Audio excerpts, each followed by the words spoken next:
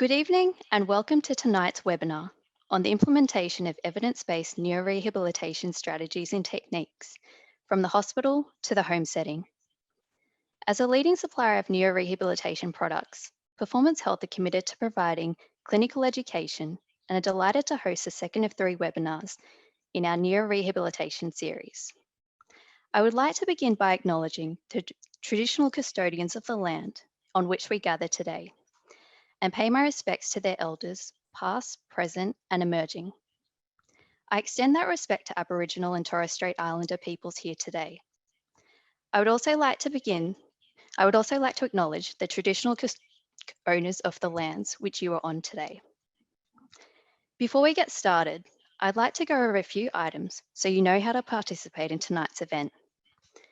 We will hold a Q&A session at the end of this presentation, in which you will have the opportunity to ask questions, either verbally or by typing in your questions.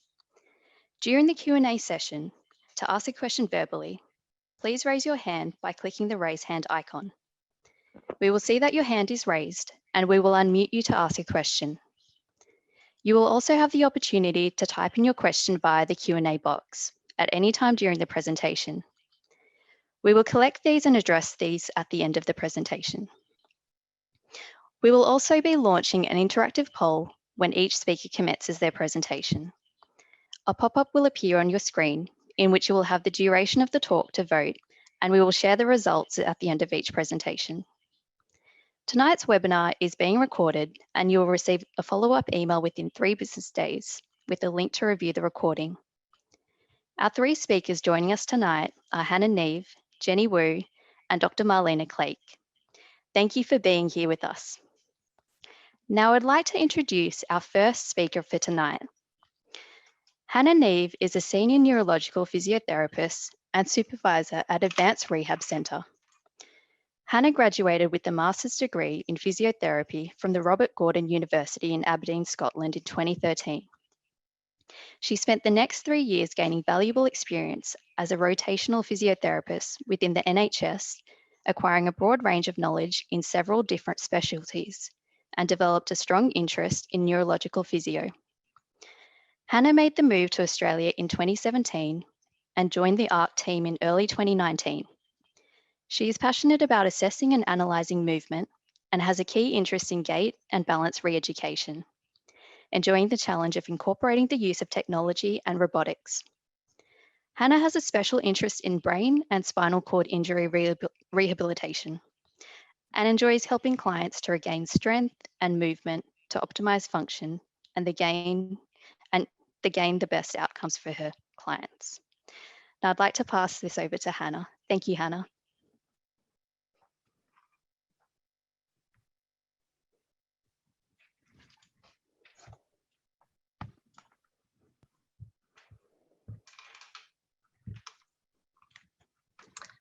Thank you so much, Cheryl, for that really lovely introduction. So I'd really like to thank Performance Health and the team for asking Advanced Rehab Centre to be part of your webinar. And I really hope you enjoy part two as much as I did part 1. So as Cheryl mentioned, I'm a neurological physiotherapist working at Advanced Rehab Centre. I'm one of the senior clinicians here and one of the supervisors. So I'm just going to start off the webinar today by talking a little bit more in depth about intensity and the strategies for implementing intensity.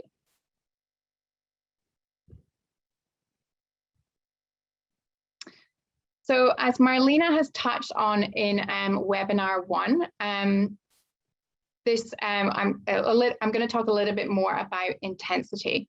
So I really want to address this issue. I want to look at what intensity and dosage that we really want to be working at with our clients, what the barriers are in delivering this level of intensity, and most importantly, what are the strategies we can use to engage our consumers in this high intensity practice. So from webinar 1, you'll know already that intensity is just one of the key components in neuroplasticity. The term intensity most often refers to the frequency of repetitions within a given period of time. Although more correctly, it's defined as the amount of mechanical output of physical activity.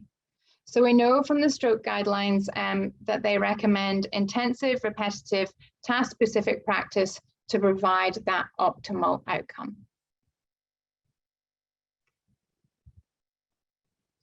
So I'm speaking a little bit more in depth about intensity, as I feel it's one of the components that we often fall short of in practice. And it's commonly really one of the most difficult parts of the research to implement to the necessary level. So we're all aware that the research indicates that more is more, and leading with a high intensity approach is always going to get your best outcomes for your clients. So currently, just looking a little bit at the research, the Australian Stroke Guidelines are recommending 3 hours of scheduled therapy a day, of 2 of which are aimed at that active task-specific practice. So this just means that, for example, if you are really aiming towards improving your walking, you're really focusing on gait re-education, and that 2 hours of those 3 hours a day are really focused towards that gait re-education. So these 3 hours in the stroke guidelines are supported by a lot of research. We've got Scrivener et al. in 2012 that looked at the increased number of reps and found that more lower limb exercise reps led to improved walking speed. And then you've got Wang et al. As well in 2013 that looked at treatment times and found this key, like 3 hours, to be associated with the greatest functional outcomes. Really interestingly as well, that came up a little bit more recently, 2019, then going back to, again, Gordon et al. In 2011, really looked at this key 90-hour number. So these were both constraint-induced movement therapy studies looking to improve upper limb function. Gordon et al. in cerebral palsy, and Ward et al. In 2019. And they're really key at looking at this that 90-hour number. And so at ARC, we're really striving to deliver that best practice and really aim through our intensive programs to deliver this. So we're really recognizing this just now and trying to implement this 90 hours. So we know that this kind of key number, this 90 hours, is required for that neuroplastic change to occur and for functional improvements to be maintained more than anything. Okay, so not just to improve the walking, but also for the walking to be able to be maintained. So we're constantly evaluating our practice so that our clients can get that best outcome and we can meet these recommendations.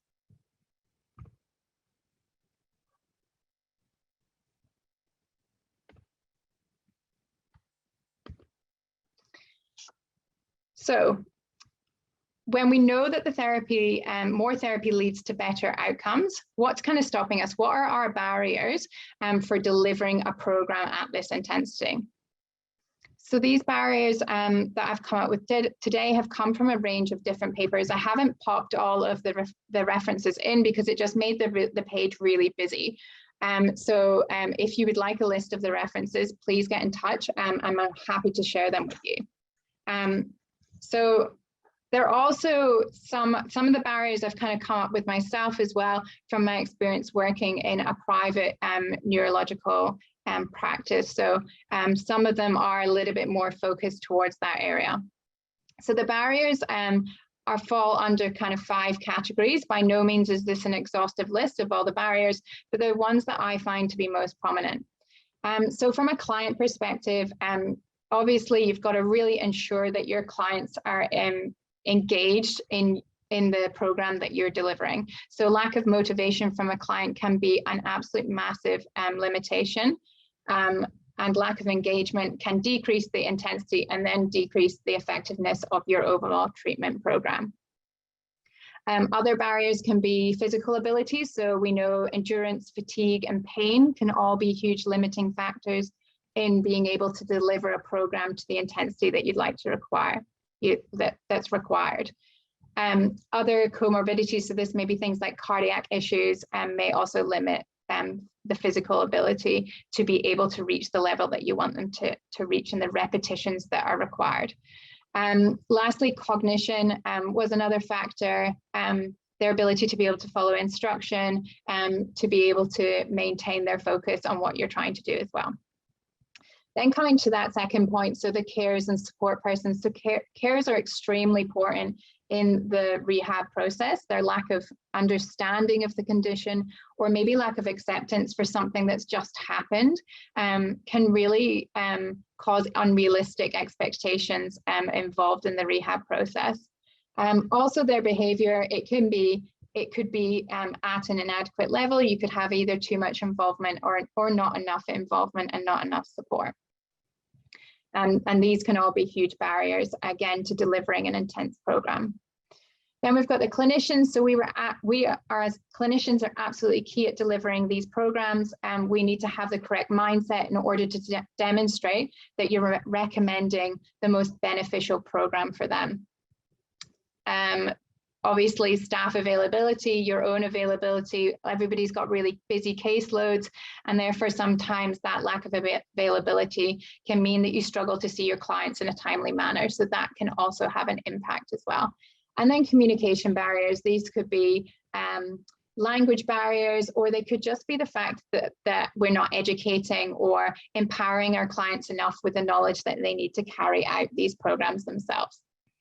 So then going on to the fourth column there, that's the facility. So accessibility, absolutely huge one, really topical at the moment. I could talk about this for ages, so I'm not going to go too much in detail about it today.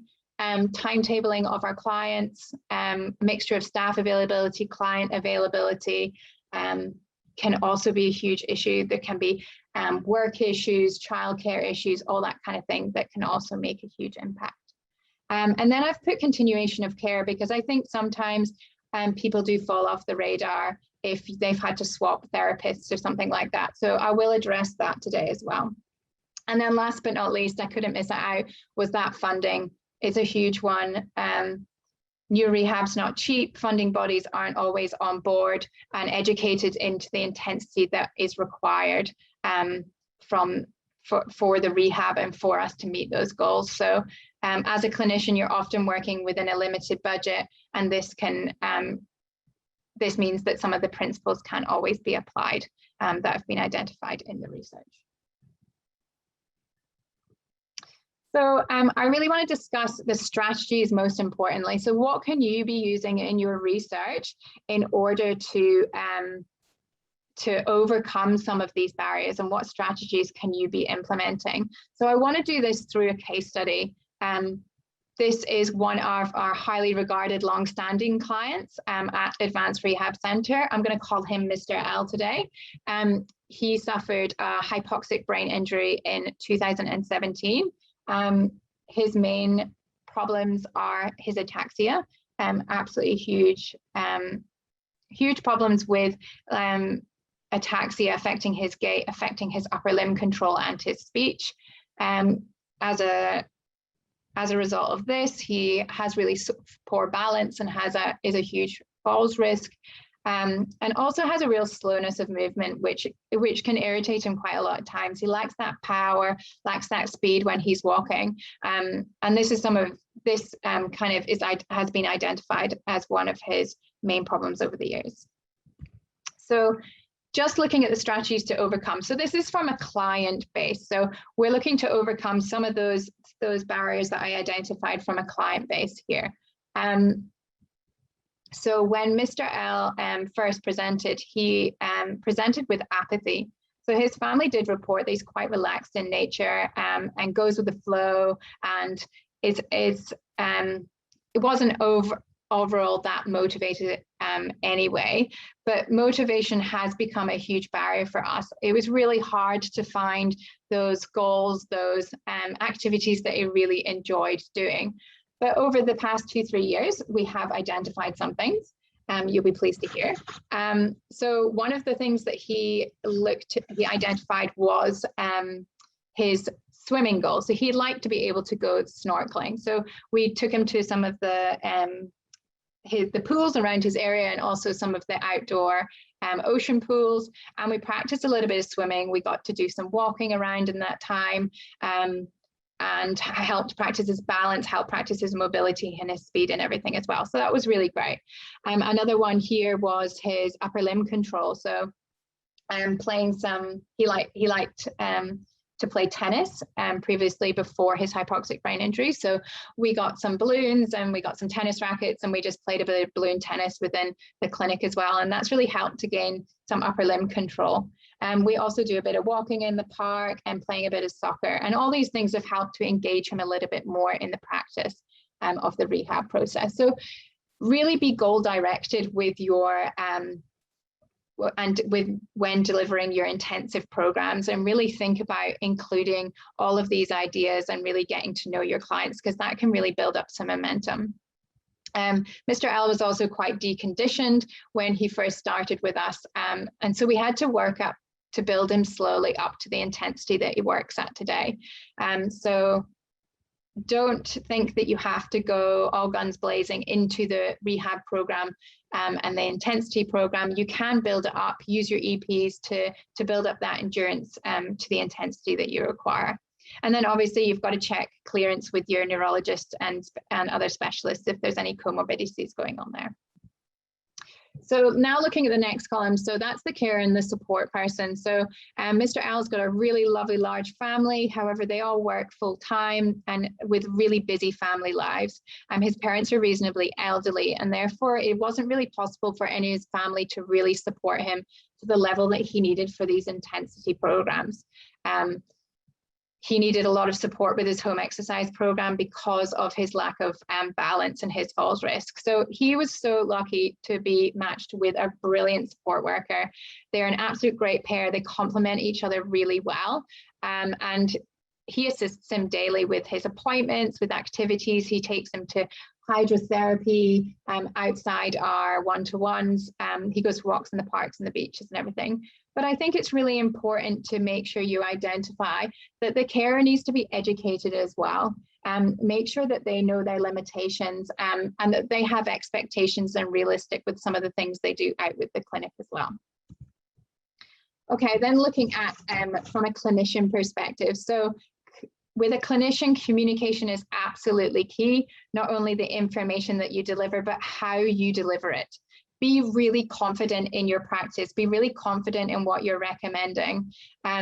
Practice your explanations of neuroplasticity. Practice the language, and be really clear with what language you use. Provide booklets, provide information in order to solidify what you have said and to motivate your clients further.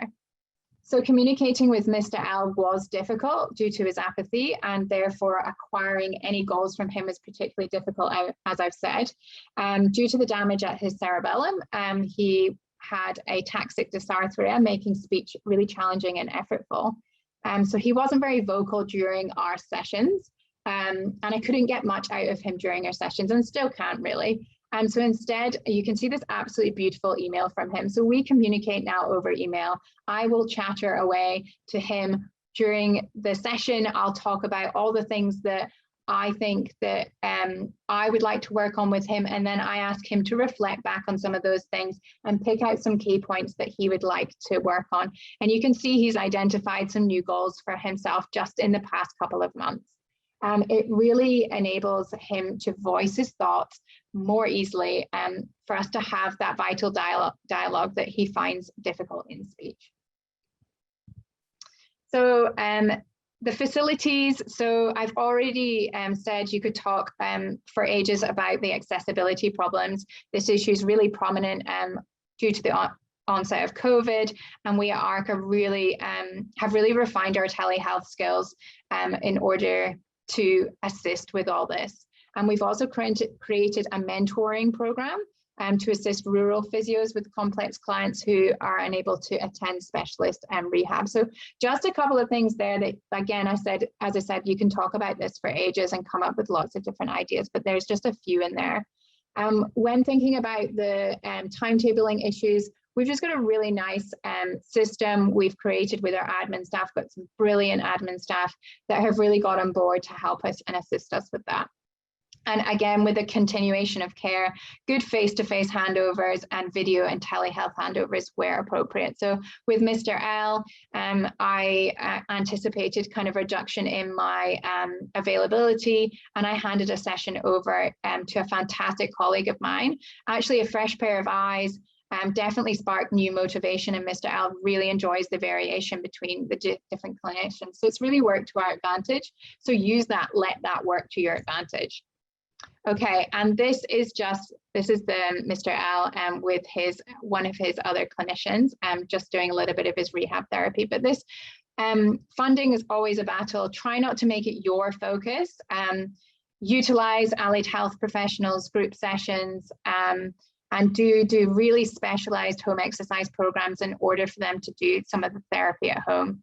Good NDIS reports, which I know Jenny's going to talk a little bit about later, with really adequate explanations, and be really open-minded and listen out for opportunities from like charitable organizations, and there's always grant opportunities and things out there as well. So just listen out for them. Okay, so thank you so much for listening today. Sorry, I've gone a little bit over time, but these are just some really nice take-home points for you today. You can see the results of our intensity poll as well, which is absolutely great to see people working that really nice high intensity of 3 times a week or more. So really just taking home the higher intensity, the better the outcome, and that really is the key message in there today. And it's nice to see so many of you working at that high intensity level. So really think of that 90 hour to be really key in your thinking when you're trying to build up a program for someone. And be really innovative with your ideas to overcome those barriers. As you can see, there's always a solution, and really try to push to overcome some of those barriers that you might be faced with. And lastly, just educate, guide, and really motivate your clients to get that optimal outcome. Thank you very much. Thank you, Hannah. That was great. Thank you for your wonderful presentation. Our second speaker for tonight is Jenny Wu. Jenny Wu is a principal physiotherapist and the owner of Rehab Therapies, a private allied health service specializing in children's and adults with physical disabilities as a result of neurological conditions. She has almost 20 years of experience in physical disabilities, having worked within the hospital system and the community. She started her career at the Cerebral Palsy Alliance before moving on to the Children's Hospital at Westmead, where she has helped to establish the orthopedic surgery service for children with cerebral palsy. Thank you, Jenny. Thank you, Jenny, for being here with us tonight. Thanks, Sherelle. I'll just share my screen. Hold on one sec.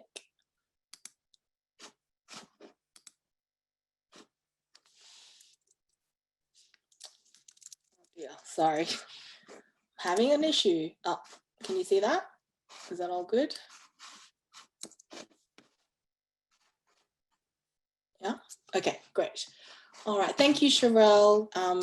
And thank you to Performance Health for the opportunity to be part of today's talk. So I'm going to try and keep my talk very practical today. It's largely based on what we do at Rehab Therapies and our experience and how we sort of work within confines of NDIS and various funding bodies. Now there's also a poll for me as well, so don't forget there's a poll for my talk, and it'll stop at the end of the talk, so it gives you a bit of time to think about your answer, and then the results will be shared when I finish. So just a bit about me. So at the Children's Hospital Westmead, my role there was really to build the orthopedic surgery service there. So some of you may know me from that, the rehabilitation and orthopedic combined service. And within that, I worked and helped them set up the New South Wales Gait Lab. We did hydro, we set up PETS therapy programs. I was also part of the selective dorsal rhizotomy service and did some research as well.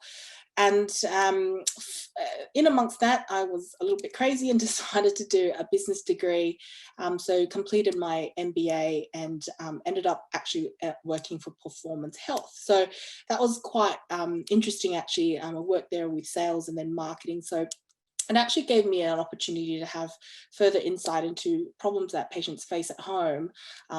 Chronic patients that, some of them didn't have therapy at all. This was very much pre-NDIS, and the continuing problems that they were having with their disabilities. And that also exposed me to a lot of new technologies that we were bringing onto the market. So that was quite interesting, and sort of changed the way I thought about looking at technology. You'll see that that's reflected a lot in what we do today. So rehab therapies I started in 2018, and we have a multidisciplinary service. We predominantly see children and some adults with CP and traumatic brain injuries. We've got a few patients with strokes, as well as other neurological conditions, and most of our clients are NDIS funded, probably about 85% or maybe a little bit more, and we're based in Bella Vista in New South Wales. Our website's there if you wanted to know any more about my team or us. So today, my talk, you'll probably find that there is a bit of an overarching theme, which is essentially matching treatment strategies to patients. So Hannah's talked a lot about goal setting and the barriers around that, so I won't extrapolate too much. I'll try and use more examples than anything else. For us, goal setting is really about trying to be inspired to make therapy more interesting and engaging for us as well as our clients. And, the benefits of working in disabilities and long-term, chronic care is that you really get to know your patients and, what do they like, what do they love, what inspires them, and really just explore and keep an eye out for new technologies. If they have TGA approval, it means there's plenty of evidence. So ask your sales rep, which will have access to all of that. With clinical evaluation, I just wanted to show you sort of these are the things that we do. Obviously with physical assessments, but we often use videos quite a lot. So we just find that it's quite easy popping out your mobile phone and taking a video. It just allows you to sort of maybe come back and look at it and analyze your video a little bit better at a later stage. And we really try and be cognizant of goals for other disciplines and try and work together. So sometimes there is, overlap. We might do some speech goals in our physio sessions and vice versa. And we really try and make sure that our outcome measures that we use are not too, it doesn't take up too much time, but also are meaningful for our clients and our families. So, we use goal attainment scaling quite a lot, the GAS and the COPEM, the Canadian Occupational Performance Measure. So those of you in CP will know both of them, but they tend to be the ones that we use a little bit more frequently. I wanted to share with you, in case you haven't seen this one before, which is a sort of a newish measure that's starting to gain a bit of momentum, and it's from the CanChild group with Peter Rosenbaum, who they developed the Gross Motor Functional Classification System for CP, and this one is called the F words. So it's a fun way that they put together that's meaningful to work within the ICF framework when you're looking at goal setting. So the F words are fitness, function, friends, family, and fun. So you'll see that, this poster that I've got at the forefront is for children, but they do have an adult version as well. We've just find that it's a lovely, meaningful way to use the ICF in a way that makes sense to the family and also those supporting them, not just therapists and medical staff. So if you pop on the CanChild website, there's actually loads of information there. I've just sort of taken their example that they've got on there. So this is a contract that they put together with one of their clients or patients, and it's by a parent. And so what they'll do is they'll devise the contract and they'll get everyone to sign it, like the parent or the child. So, and it's in their words, so they really understand what they're going for. I think it's a nice way of making it meaningful for them. So on the website, have a look.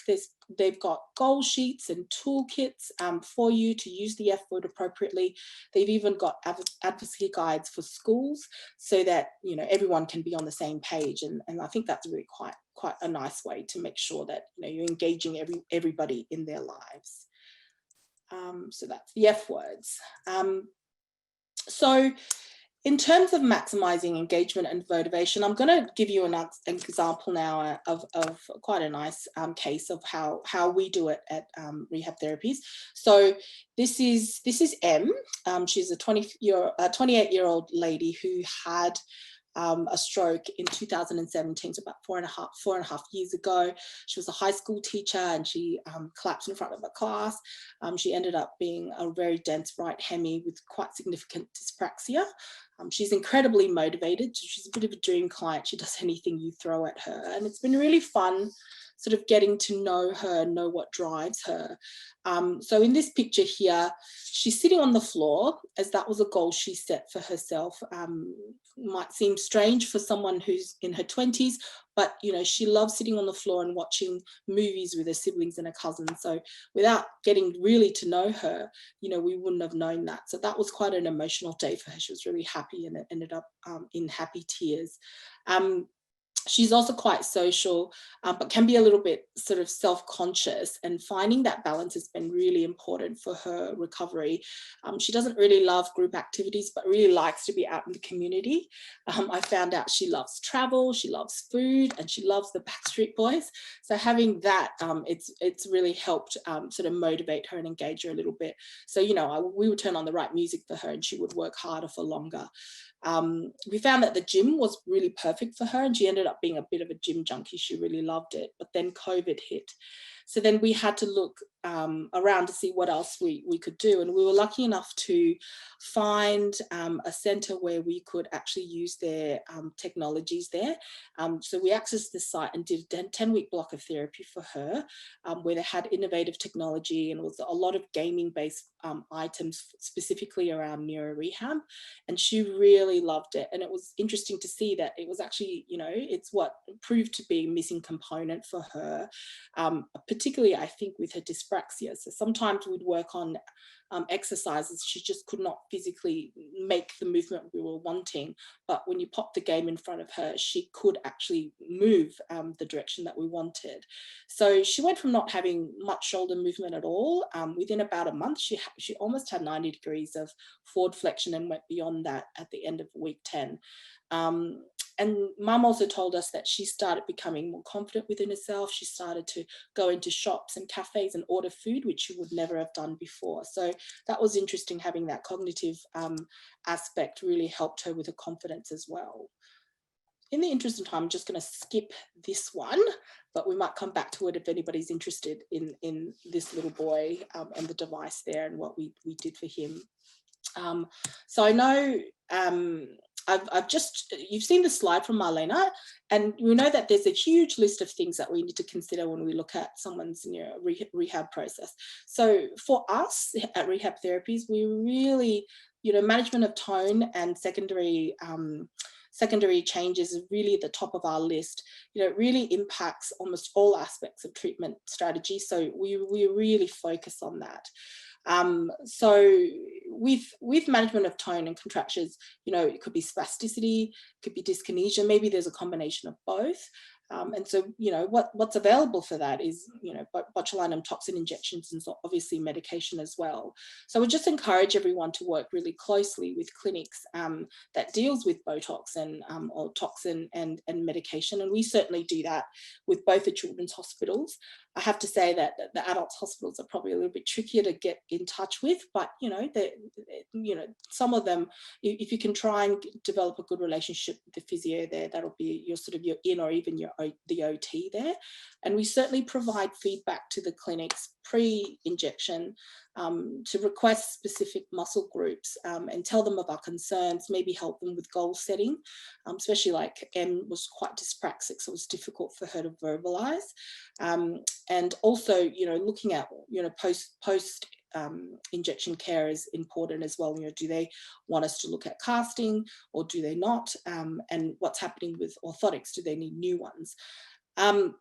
We use FES quite a lot as well. It's another tool and a very small toolkit you have available to affect spasticity, so we certainly use it quite a bit. There's plenty of evidence for reciprocal inhibition for spasticity, and then strength training as well. So we use it both for upper limb and lower limb, so OTs and physios both use it. And we will, try and use reciprocal inhibition towards the end of when Botox starts wearing off. And then towards the beginning will be more for strengthening when they've just had Botox. With secondary changes, for sure, we do serial casting, we do upper limb and lower limb casting, and we do splinting for the upper limb. So for us, it's a little bit about not just post-Botox and management, but also trying to do preventative care if we can. We find that it's really key to make sure that you've got all your ducks up lined in a row, and that your orthotic management is well thought of. And we have we're lucky enough to be in partnership with Zortex, which is an orthotics company in Sydney, and we just make sure that the clients have what they need following the casting. So. And at the very bottom, I'm just mentioning orthopedic surgery, because at the end of the day, when things stop working, orthopedic surgery is your sort of last resort. But, the whole cycle begins again, can potentially begin again after orthopedic surgery. So now with Botox and splinting and casting, I know that they can be quite divisive topics. So I'm just going to talk a little bit about a recent discussion that was had just before COVID at the Australian Academy. So there's been some, I might just go back there, there's been some research, and there's always been research, I think, that has talked about the side effects and the negative side effects of Botox. 2008, there was a study that looked at the negative side effects in non-ambulant children with CP, and there were 4 deaths, and there was a lot of sort of fear amongst that at that time. And then the more recent studies around sarcopenia, when there's muscle changes with CP and botulinum toxin A. So that sparked quite a big discussion, where some people were talking about, well, maybe we should discontinue doing Botox altogether. And that study talks about how, Botox injections really showed muscle atrophy in animal models as well as human subjects, and they weren't quite sure if muscles would fully recover. But there is also positive studies, such as Williams is spelt wrong, apologies, but the group in Perth did look at strengthening programs post botulinum toxin, and they were able to see that really they were able to find improvements in both goal attainment scaling as well as a little bit of the function. So, in light of these studies, the rehab specialists are changing their practice a little bit. They're increasing injection intervals for ambulators, and they're looking at different things like perhaps increasing dilution and rotating injection sites. I won't go into too much about casting and splinting, but I think, we're all aware of the Tash-Lannon study, and there's also some studies for lower limb, to say whether or not it affects function. But, what I would just say is, the evidence does divide us, but, without having Botox and without having casting, what would we do for those clients that have pain and ongoing, issues? But, they'll have a drop in function. And so, really just be careful of what you're thinking about in terms of whether you want to discard something like that altogether. And, I think casting and splinting has almost become a bit of a dying art. People know that they need it. And so at rehab therapies, we certainly do get a lot of requests for casting and splinting. So I think I'm going slightly off time. Just going to really quickly wrap it up. This slide basically just talks about the fact that we will try and time our sort of blocks of therapy so that we increase some of their frequency, about 3, post Botox and casting. So we'll usually do casting about 3 or 4 weeks after, where toxin is at max effect, and we'll do blocks of therapy after that. We might utilize school holidays for when they have a little bit more time. And certainly we look at things, whether it's technology or activities where they can independently do it at home and in the community. because of time, I'll skip right to the end. There was a video there just on a device called Vignettes L300. So I'll just go over this really quickly. Working within NDIS, you know, like I think with AT applications, keep trying. So don't let that, you know, don't despair. I know when we first started, they weren't funding for hydrotherapy or for casting. They didn't understand it. They didn't think it was a thing, but now they do. And certainly it's a lot about educating the NDIS staff and using the right language, you know, show them that, you know, perhaps if they had a device that they could work on independently at home, the frequency of therapy could go down. And so then there's a bit of a cost benefit analysis for them too. And they certainly prefer it if you use allied health assistants, exercise physiologists and personal trainers for ongoing therapy. And I think that's quite a nice model anyway, both for your own capacity, but also just, you know, that's what we normally do. We would all go to the gym and work out, you know, to keep our fitness and our strength up. So that's what clients tend to want to do in the first place. And some of them, sometimes we will use carers, or the really good carers will guide them so that they can do some of the program at home, and that way you can increase your intensity. And the rental model is just a note to say that with NDIS, they seem to prefer, especially with new technologies, they seem to prefer that you just rent it rather than looking at purchasing. So speak to your rep, maybe there's an opportunity there, or, you know, just think a little bit more laterally about how you can, you know, manage to access those equipment for your clients. Thank you.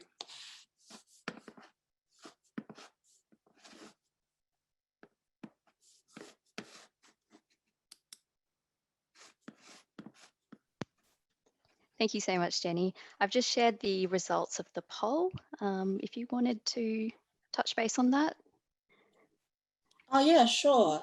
That's great. Yeah, so it's interesting to see, yeah, a large part of people don't do casting and splinting, and that could also be maybe a split between pediatric and adult as well. So it'd be interesting to see that. SABO, okay, so a lot of people know about SABO. AbleX is quite new. BINS is for physios out there. It'd be good to look into BINS, certainly with Hemis, it works well. So yeah, that's great to see that, you know, a lot of you actually have exposure to a lot of these devices. And always good to keep an eye out there and support devices from coming. So yeah, thanks for that. Fantastic. Thank you, Jenny. That was wonderful. Thank you for your very informative presentation. Now I'd like to introduce our third and final speaker for tonight. Dr. Marlena Clake is an occupational therapist and leader of allied health research translation at the Royal Melbourne Hospital.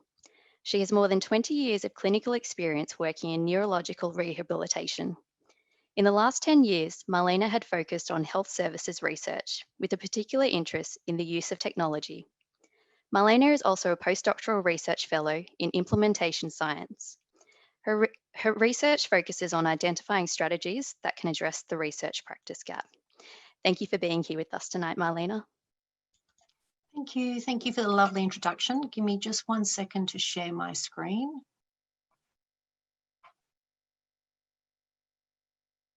There we go, ready to go. Yes, thank you for the lovely introduction, Cheryl, and welcome to everyone attending this webinar. I'd like to begin by acknowledging the elders, both past, present and emerging, of the Wurundjeri people of the Kulin Nations, who are the traditional custodians of the lands on which the Royal Melbourne Hospital services and the University of Melbourne are located.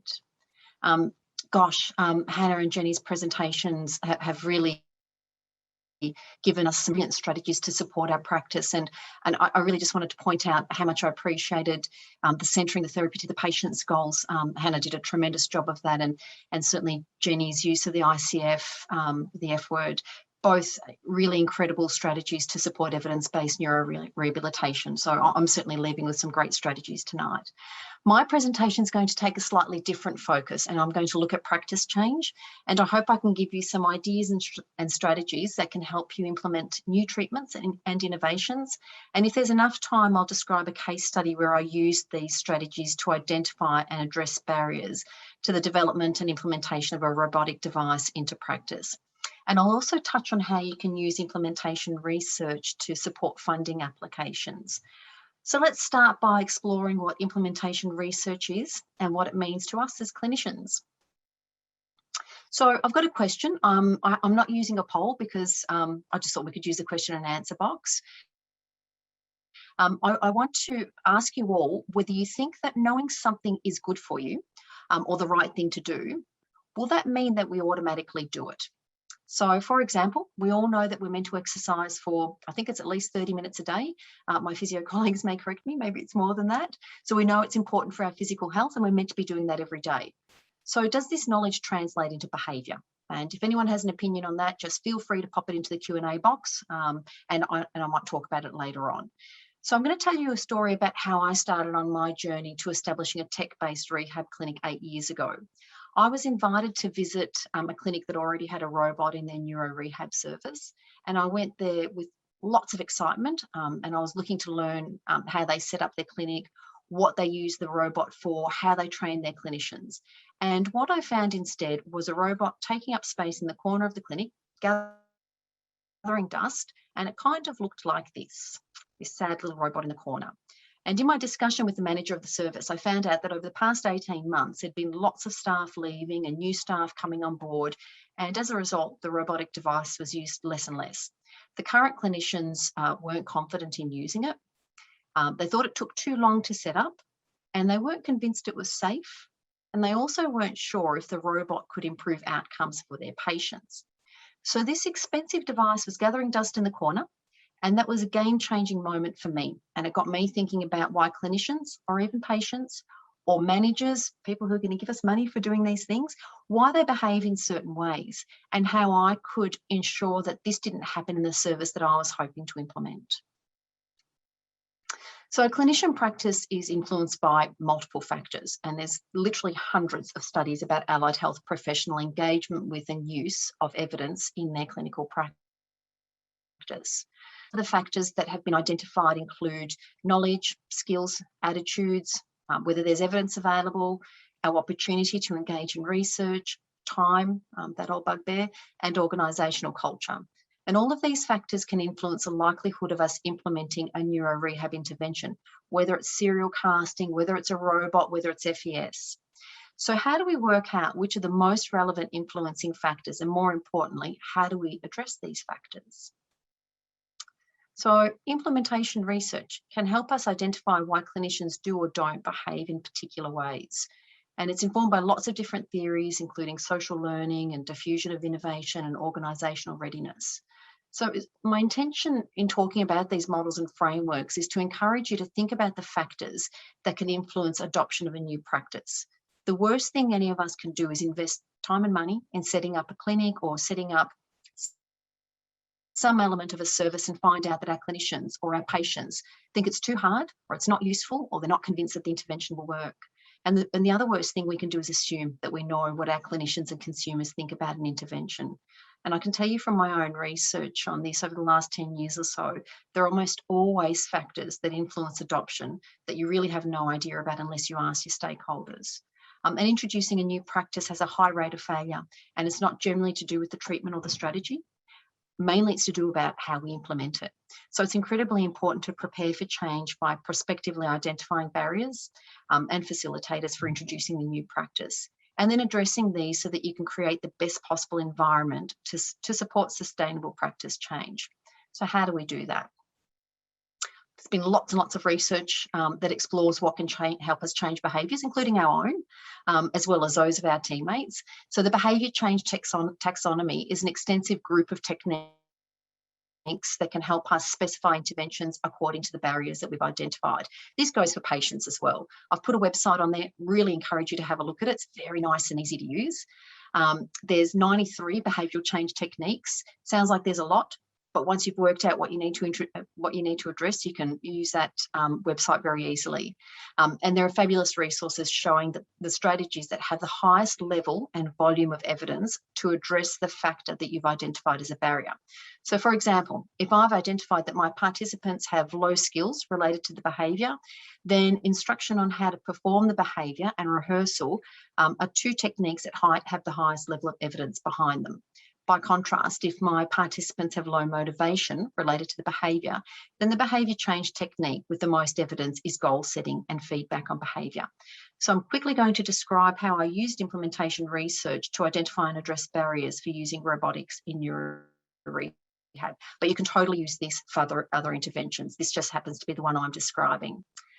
So we know there's lots of evidence suggesting that robotic devices can improve patient outcomes, and definitely Jenny and Hannah touched on that in their presentation. And this evidence is growing even more rapidly second to the pandemic and the need to explore digital platforms and remote provision of therapy. Clinical adoption lags though, and it lags well behind the evidence. And we know from some studies, and certainly our own anecdotal experience, that not all robotic devices meet the needs of clinicians and patients. What we don't know, or what we didn't know before I started the study, was what clinicians wanted from a robot or what factors influence adoption. So we conducted a fairly lengthy study, which has been going on for the past 3 years. I'm not going to go into detail about the robotic design. We've published a bit on it, but instead I want to focus on how I used a couple of models, the theory of planned behaviour and the technology acceptance model, to work out what I could do to support adoption of this device into practice at 3 different centres. So the technology acceptance model, you can see it up there on the screen, can help us work out how likely an individual is to engage in technology. And that could be me learning how to use an iPad, or it could be a clinician learning how to use a robot. So the TAM suggests that our intention to use technology depends on how easy we think it is to use, and also if we think how useful it is. So our sense of perceived usefulness. And perceived usefulness is influenced by factors like experience using technology. The other model you can see there is the theory of planned behaviour. And this suggests that a clinician's intentions to behave in a particular way are influenced by 3 variables. Their attitude towards the behaviour, like, do I think it's a good idea to use robots in practice? That would suggest a positive attitude, versus if I think robots are going to take my job away from me, this would suggest I have a negative attitude. Subjective norms refers to what others think. So that might be if my patient comes to me and says, I've read something about robots, I'd really like to use it, or my manager is encouraging me to use it, then that might influence my behaviour. Perceived behavioural control refers to how easy or difficult we think the behaviour will be. So if I think robots are way too hard for me to learn how to use and I don't have the time or the skill set, this would suggest low perceived behavioural control. So what did we find out about rehabilitation clinicians? And I can tell you there was probably about 70% of them were physios and about 30% were OTs. What did we find out about the factors that influence adoption of robotics into practice? So I've got a little bit of mixed data up there. We found that clinicians generally have a positive attitude towards robotics and that they think it can improve their productivity.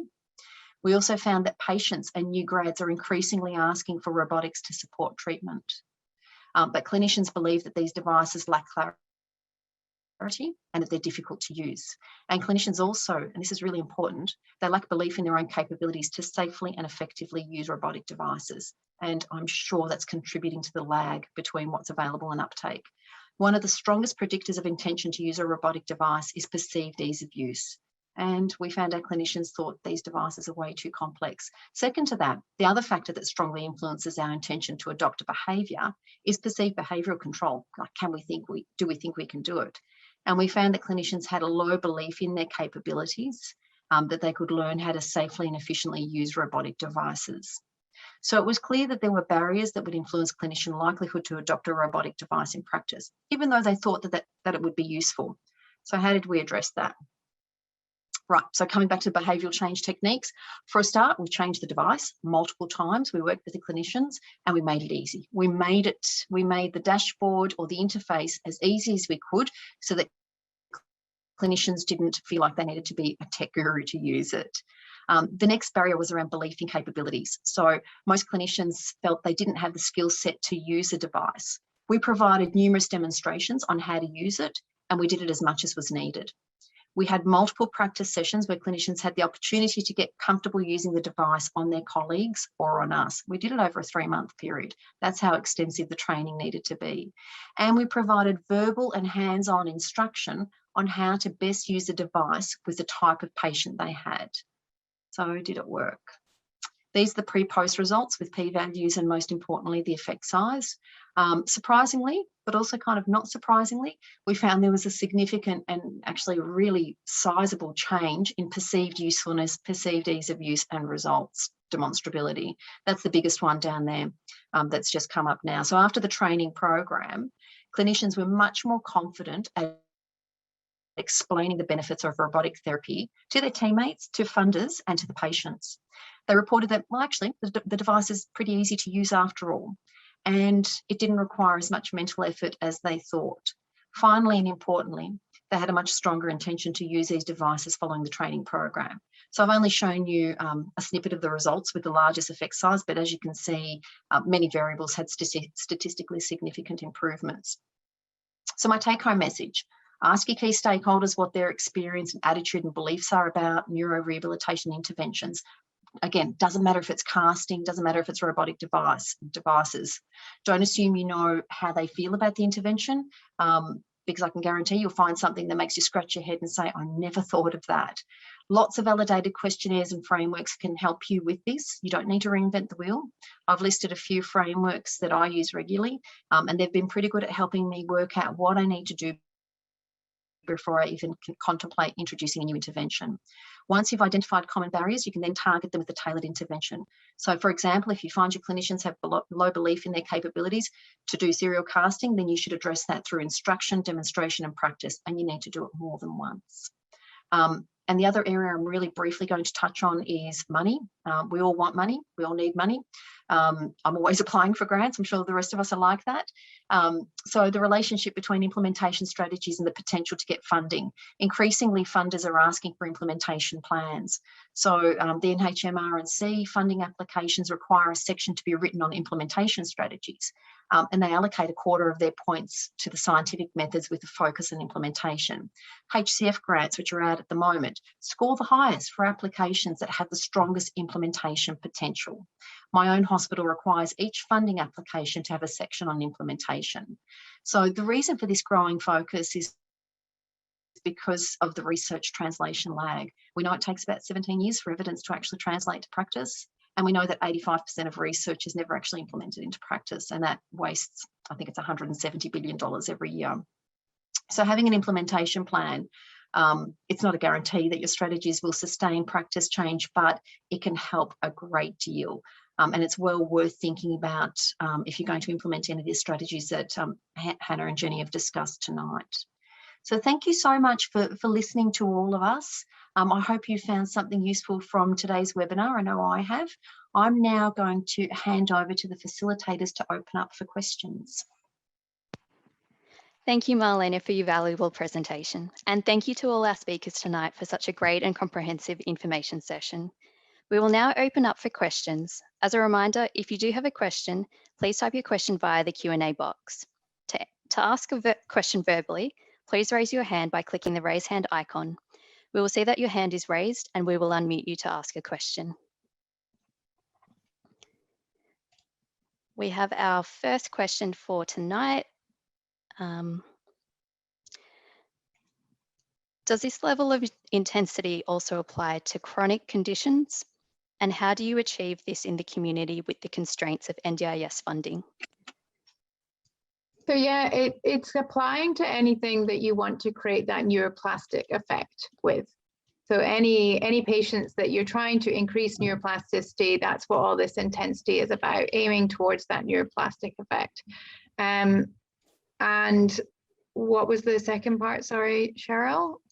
The second part was, and how do you achieve this in the community within the constraints of NDIS funding?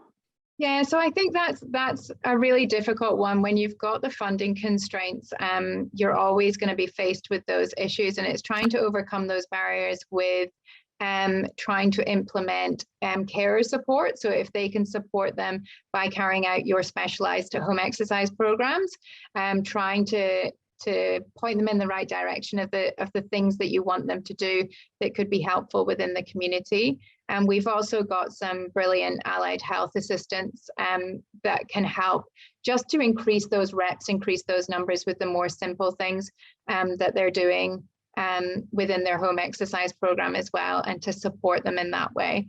So I think when you add all these things in and are a little bit creative with some of the things that you're doing, this can really be helpful with those NDIS funding. Thank you, Hannah. Our next question is for Jenny. Hi, Jenny. Which FES kit do you currently use? I might use this opportunity to share my screen. There was a slide on it. Is that okay? I'm just going to take over for a sec. So I use, I just threw it in there. Oh, sorry. I use the Neurorehab rehab device. I don't know if people have seen that one before. So it's just this device here.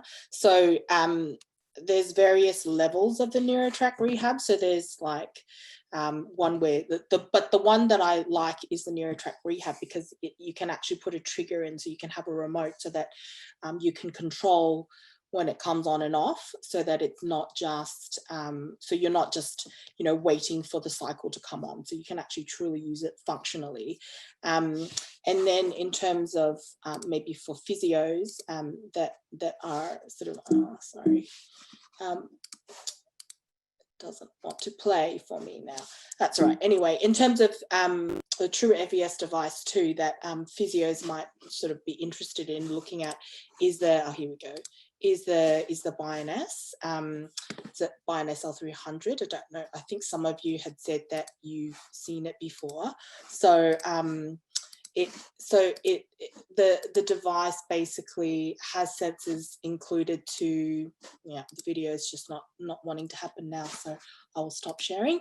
But the Vignettes on the right patient is amazing. It has sensors in it so it knows when you're in swing, so then it will truly sort of stimulate to lift the dorsiflexors in swing, but then it knows in stance and it will be quiet in stance.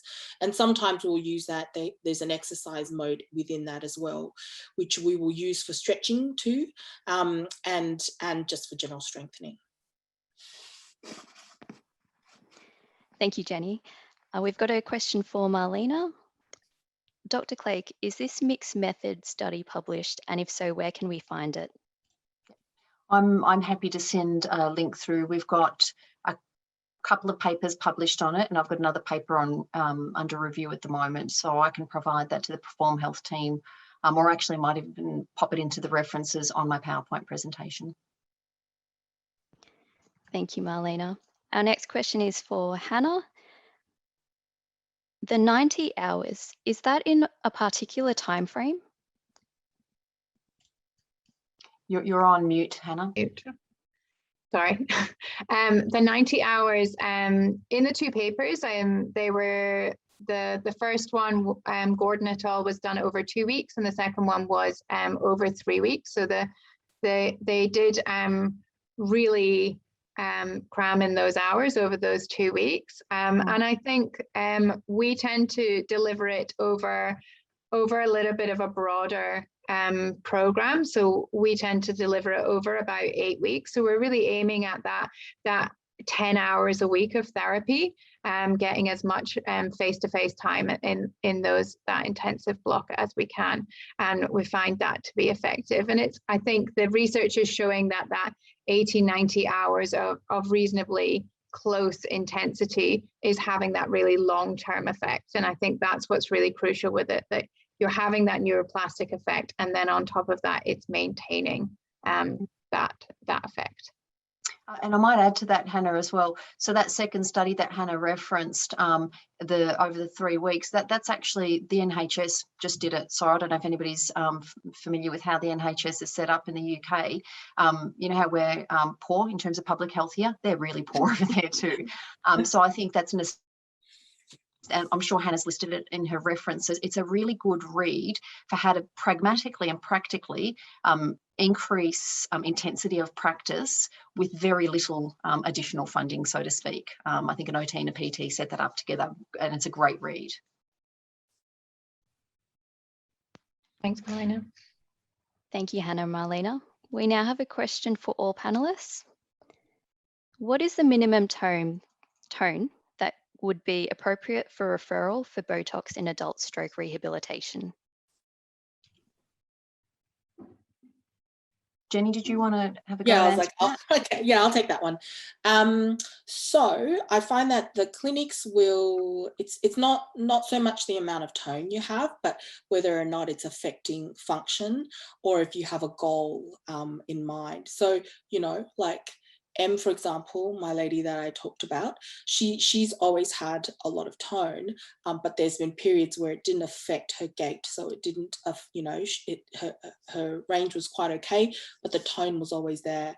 She recently had Botox because she ended up having almost unfatigable clonus a lot of her time, and so that was then affecting her function. So if there is like pain, or if it's affecting function, or if you're wanting you know, if there's a specific goal, or if there's something that the tone is affecting, that's when they would consider it, and that's when you should refer. Yeah, I would agree. And I certainly know from a Vic perspective, and from, you know, in Botox clinic or in spasticity clinic, it's usually measured on the impact that it has on somebody's life, as opposed to this is what you're going to score on a TARDU scale. And I believe that's reflected in how we fund it as well via MBS. Yeah, and certainly now with the new research and the clinics trying to sort of extend the time between Botox injections, if there is no goal, they won't see you. And sometimes tone can be useful. I just want to put that out there. True, So very I think true. that's what Jenny's, you know, referring to as well. You know, it's not that straightforward a decision, particularly when you're looking at gait. There's actually some really nice, useful tone that can help with mobility. So it's not always a straightforward decision, is it? No, absolutely, yes. Thank you. Our next question is from Krishnamurthy. Can you please mention some strategies to manage limb and truncal ataxia other than Frankel's exercise? That might be you, Hannah. I'll go for that one.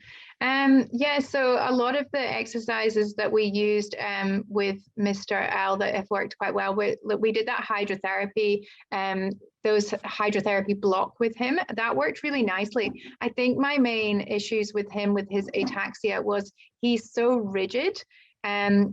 I don't know if you saw in that video that I put up at the end, but just the way that he walks, he's super fixed through his trunk because of his ataxia. He feels so out of control. Everything that he does is very, very fixed. He was actually really kindly volunteered for a course that was on as well. And a lot of things that they suggested was trying to loosen him up a little bit, give him a scenario in which that he could feel a little bit more free.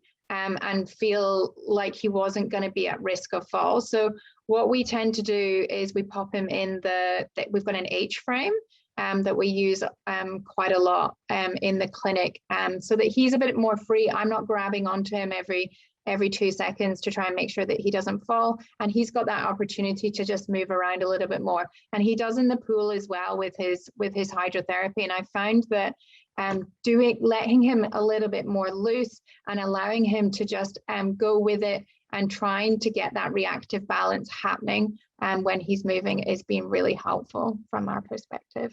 There's also a little bit of evidence around weighted vest as well, which we've tried a little bit with, which has worked really nicely, and also second skin. And I know there's not a lot of evidence with the second skin and ataxia, but he has actually got a full body second skin suit that he does wear occasionally that's ribbed like a corset. And that just provides him with that feedback as well, which helps him on occasion as well. So I don't know if anybody else has got anything to add to that. But. Yep. I've actually had, from an upper limb ataxia perspective, a bit of success. And I think there might be some evidence, I can't remember if it's a Cochrane review or just a systematic review on using a robotic device. Now, I have to say that not everybody's got a robotic device, so we can just park that. I've definitely also had success with weighting the upper limb, or from a functional perspective, partly compensatory but partly rehabilitative is weighting things like cutlery. But I don't think there's I reckon it's an n=1 when we're talking about, you know, ataxia. It's so variable, just depending on how the patient responds, and, you know, the source of the ataxia. So it's very much trying and seeing what, you know, what works. And I'd say that as well. I completely agree with you with the robotics. Like, we've used our Lexo with that client as well, to do some great gait training, using that end effector, and that's worked really nicely as well. It fixes him in a little bit more, and he can move his trunk a little bit within that, and that's really helped as well. He finds that really nice to get the nice fluid movement and actually get some pace up, which I said, like, he really struggles to get any power, any speed, and he really finds that helpful to practice that speed and then go and practice that over ground walking afterwards. And we've had some really nice successes with him with that as well. Yeah. Thank you very much. We've now got Krishna Murthy on the line, so I'll just unmute you. For the truncal ataxia. So in my clinical experience, like, I have used the Balance Master just to increase the postural sway. I mean, just to decrease the postural sway. So giving training in the Balance Master, like using the computer based exercises just to decrease the postural sway. And then another one is like using a body weight supported walking. And and sometimes I've used the weighted vest, like a lead jacket. I've put it on the patients just to see whether it helps, because it's so heavy, the lead jacket which the radiographers use, and that also has helped a little bit, but I'm not sure of the evidence, like what exactly works for these sort of clients. I think, as Marlena said, like, it's completely varied with the presentation of the client, and a lot of different aspects, especially with their brain injury and everything like that as well. So I think it is a little bit of a trial and error. There's lots of different ideas out there, and I think it's kind of trying what some of those ideas and seeing what works for your clients in particular. Yeah. Okay. Thanks. Thank you. Thank you. I'll just take one last question before we conclude for tonight. This question is for Jenny or Hannah. Do you have any tips on managing clients that live in group homes and ways to engage carers to help support clients with their therapy programs? Want to go, Jenny? Or? That's a difficult one, isn't it? I don't know if I have a magic answer to that one. We do try and, for clients living in group homes, we do try and engage the carers. And I think the common problem is just that the turnover is so high. So trying to maintain that level of knowledge and across different carers all the time can be quite tricky. I guess we try and engage with the house manager to see if we can try and get some consistency. There's a lot of documentation and a lot of let's put together a program and videos and guides for carers, but sometimes we will end up you know, having our allied health assistant go in and support the carers and try and get some kind of consistency.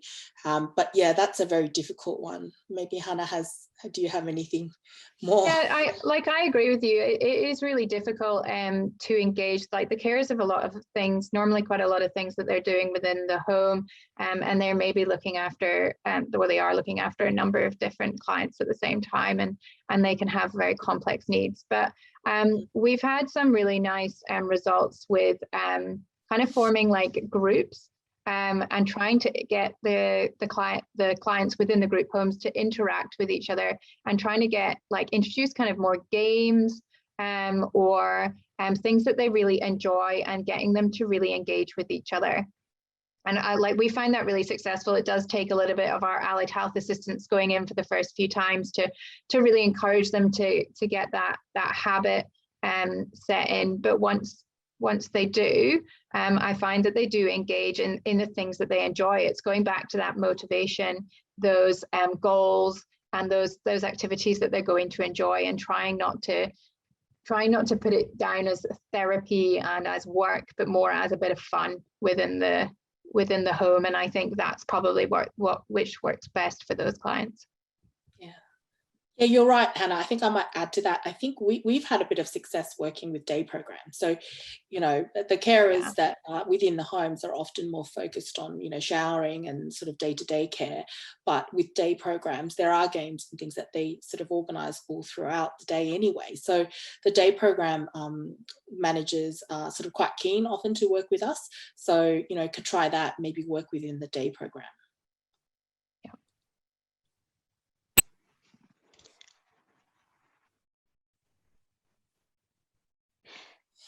Thank you for your questions. If we weren't able to answer all the questions tonight, we'll respond to these outside of the webinar.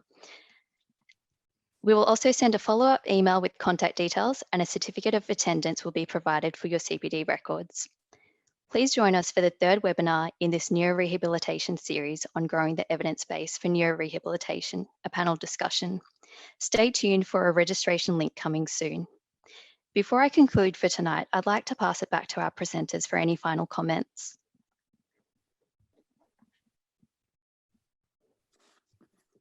Just thank you for listening.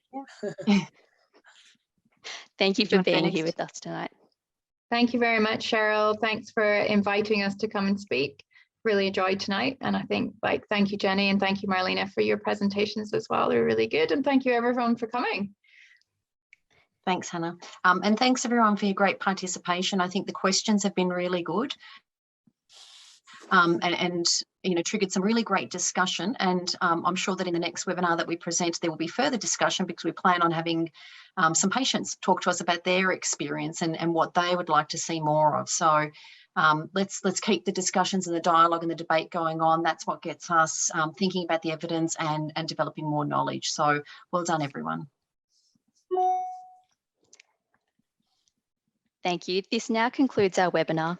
On behalf of Performance Health, thank you, Hannah, Jenny, and Marlena, for your wonderful presentations and invaluable expertise. And thank you to our attendees for joining us tonight. Thank you and have a great evening.